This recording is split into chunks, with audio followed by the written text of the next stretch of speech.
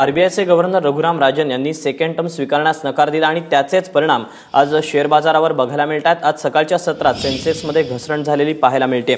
Sensex 173 अंकांनी घसरलाय। यासोबतच निफ्टीमध्ये देखील घसरण झालेली पाहायला मिळते। रघुराम राजन प्रकरणाचे पडसाद आता शेअर बाजारावर उमटलेले पाहायला मिळतात।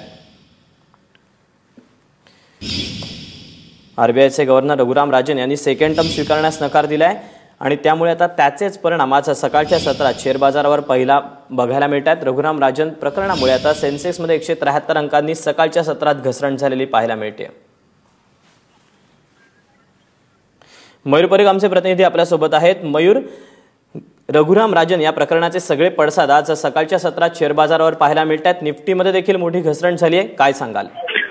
आज सेन्सेक्स मध्ये 44 अंकाची घट म्हणजे 0.160% आज खालती आहे आणि निफ्टी जो आहे तो देखील 21 पॉइंट खालती आहे। नेमकी ही વધઘट जे आपण सध्या बघत आहोत 58 पॉइंट आणि 21 पॉइंट, त्याला मोठी घसरण आपण सांगू शकत नाही। त्याचं कारण म्हणजे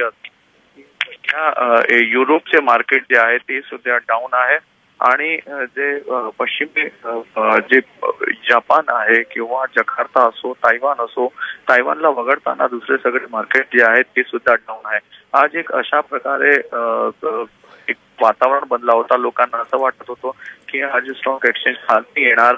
सकाळी 137 पॉइंट पर्यंत सेन्सेक्स खालती गेला होता, मात्र त्या सध्या फक्त 24 अंक तेवढाच खालती आहे। 26,600 वर सध्या सेन्सेक्स आहे।